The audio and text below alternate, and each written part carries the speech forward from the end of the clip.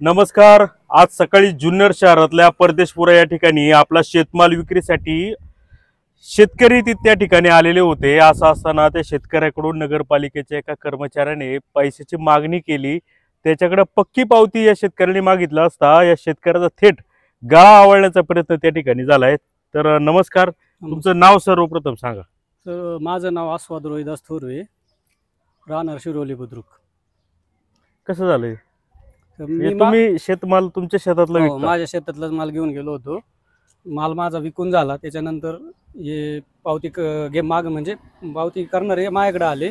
त्यांनी मला म्हणजे मला पैसे मागितले, मला 40 रुपये द्या। मी म्हणलं 40 रुपये द्यायचं कारण सांग मला, म्हणजे जर तुझ्याकडे पावती असेल तर मी 40 रुपये जास्त देतो। तर ते नाही, तो मला ह्याची म्हणजे ज्या भाजी विक्रेते करणारे लोक आहेत त्यांच्या पावत्या द्यायला लागला। मग मी त्याला स्पष्ट नकार दिला, मी पैसे देणार नाही। मग तो नंतर मला बोलला की शिस्तीत पैसे दे। नंतर मी म्हणलं मी शिस्तीतच बोलतोय, मी काय तुला पैसे देणार नाही। त्याच्यानंतर तो माझ्याकडे म्हणजे ड्रायव्हर साईडने आला आणि माझा डायरेक्ट गळा पकडला, घसा दाबला। नंतर मी माझ्या शेजारच्या पोराला म्हणलं व्हिडिओ चालू कर। त्याच्यानंतर आम्ही व्हिडिओ चालू केला। त्याच्यानंतर त्यांनी माझ्या 2 वेळा गाडीची चावी काढून घेतली, एकदा परत आणून दिली। मला पैसे दिल्याशिवाय मी गाडीची चावी देणार नाही। मी त्याला म्हणलं तुझा अधिकारच नाही गाडीला चावी म्हणजे गाडीची चावी काढून घ्यायचा। त्यांनी माझ्या गाडीचं पण नुकसान केलं, चावी म्हणजे वाकून टाकली, एवढं जोरात चावी ओढत होता। नंतर बाकी इतकी घाणघाण शिव्यागाळ केल्या, मी तुला असं करेन तसं करेन, तुझं काय करायचं ते कर। तसं व्हिडिओ तर आहेच आहे। व्हिडिओ काढला, व्हिडिओ बंद झाला, त्यानंतर काय झालं? त्याच्यानंतरही त्यांनी शिव्या दिल्या मला। व्हिडिओ बंद झाल्याचं बघून? व्हिडिओ बंद झाल्याच्या नंतर शिव्या दिल्या। त्याच्यानंतर मग मी पैसे न देताच तिथून निघालो। आता तुम्ही अनेक वेळा त्या ठिकाणी जात असता शेतकरी म्हणून, तिथल्या काही याच्या लोकांना अगोदरही साहेब काय झालेलं, याच्या अगोदरही म्हणजे आता हे पहिलेच नाही, याच्या अगोदरही काही लोकांनी तिथं ज्यांना कोण नेमलेलं असेल ते अशीच हे करतात, वसुली करतात। याच्या अगोदरही माझ्या म्हणजे 1-2 वेळा असं झालं की मालच चोरीला गेले, यांच्या वसुली हे माग लागतात, पैसे द्या। तेवढ्या याच्यात माझ्या 4-5 बॅगा पण कोबीच्या विकल्या, म्हणजे चोरीला गेल्या होत्या। ही मागची गोष्ट झालेली। बर, मग हे इकडे वाद घालतात? हा, इकडे माल चोरीला गेलेला आहे माझा, असं 2 वेळा झालेली। हाच व्यक्ती होता? नाही, व्यक्ती वेगवेगळे असतात तिथं। काय आता हा पहिल्यांदा मला म्हणजे माझ्या बरोबर याची भेट पहिल्यांदा झालेली। तर समजा जर नगरपालिकेकडून समजा काही कर असेल तर द्यायला हरकत काय? जर रीतसर पावती असेल तर द्यायला तयारच आहे ना आम्ही, मी कुठं नाही म्हणलं त्यांना। जर रीतसर पावतीच नाही त्याच्याकडे, तो पावतीच देत नाही, दे 40 रुपये, मग कुठून मी कसे द्या देणार? तुम्ही नाव विचारलं का त्या व्यक्तीला? कोणचं? त्या व्यक्तीला तुम्ही त्याचं नाव विचारलं का? नाही, त्याचं नाव नव्हतं विचारलं। मग त्याचे गणवेश होता, ओळखपत्र नाही, काहीच नव्हतं। ओळखपत्र तर दिसलं नाही, जर्किंग होतं। किती वेळ चालली होती तुमची वादावाद? हे साधारणतः 10 मिनिटं चालले असं। बापरे, गळा आवळला म्हणजे कसं केलं? डायरेक्ट असं हे केलं, शिटाव दाबून धरलं। पैसे दे? हा, पैसे दे। जर पैशासाठी जीव घ्यायला तयार झालेत, म्हणजे घसा दाबला म्हणजे जीव घ्यायलाच तयार झाले ना। यांच्यावर काहीतरी कारवाई झाली पाहिजे ना, नाही तर कोणचा गळा दाबतील, कोणाला मारून टाकतील।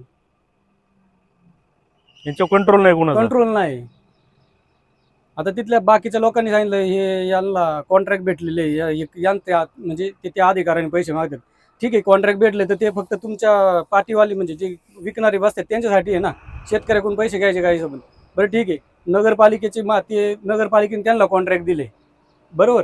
पण समजा नगरपालिकेने जागा गाडी उभी करायला शेतकऱ्यांना जागा दिलेली आहे का? तिथं रस्त्यावर गाड्या असतात। किती वेळात माल विकून मोकळं होतो तुम्ही? कधी 5 मिनिटं लागतात, कधी अर्धा तास जातो, कधी तासभर उभं राहावं लागतं। रस्त्यावर विकता? हा, आणि पावती देतात ते खाली पाट्या घेऊन बसणाऱ्या लोकांची? हा, त्यांच्या पावत्या देतात। त्या पावत्यांचा आमचा काय संबंध आहे? कारवाई करेल का प्रशासन? आता ते प्रशासनालाच माहिती ना साहेब। रयतेच्या भाजीच्या देठालाही हात लावला नाही पाहिजे असं विचार असलेल्या छत्रपती शिवरायांच्या जन्मभूमीमध्ये शेतकऱ्यांकडून अशा पद्धतीची चुकीची वसुली सुरू आहे। त्या ठिकाणी जो व्यक्ती आहे त्या व्यक्तीबाबत असंख्य अशा तक्रारी आहेत। अतिशय दादागिरी उर्मट वर्तणूक त्या व्यक्तीकडून होत असते। जे किरकोळ विक्रेते आहेत त्यांच्याकडून यांनी ते पैसे कर रूपाने घ्यायचे असतात, परंतु त्यांना देखील पावत्या न देणं ते काम वेगळे। परंतु जे शेतकरी जे माल विक्रीसाठी घेऊन येतात त्यांच्याकडून देखील ही सुलतानी पद्धतीची वसुली त्या ठिकाणी चालू आहे. अक्षरशः गळा दाबून पैसे दे नाहीतर गळा वळणार अशी परिस्थिती आपल्या शिवजन्मभूमीमध्ये झालेली आहे. ती बातमी केल्याच्या नंतर असंख्य लोकांनी अत्यंत संताप व्यक्त केलेला आहे खाली कमेंटमध्ये आणि आपापले अनुभव देखील मला सांगतायत लोक फोन करून. अहो तो व्यक्ती असंच करतो, असंच त्रास देतो, पावती देत नाही. नगरपालिकेचं प्रशासन काय करत आहे याकडे सुद्धा आता हा प्रश्न निर्माण होतोय. 30-40 रुपयांसाठी तुम्ही जीव घेणार का? आणि आपल्या शिवजन्मभूमीचं नाव वर करायचं तर हे खासे गुंड प्रवृत्तीची लोक जर आणून जर असं करणार असेल तर हे नगरपालिकेच्या अधिकाराचा देखील त्याच्यामध्ये हात असावा असं वाटते. अनेक लोकांनी असं सांगितले का पावत्या देखील दिल्या जात नाही. आता ह्यांनी पावती मागितली त्यांच्याकडे पावती देखील दिली जात नाही. पाहूया आता पोलीस किंवा नगरपालिका प्रशासन काय कारवाई करते ते. पाहत राहा, कुठेही जाऊ नका. जुन्नर टाइम्स, शिरोली.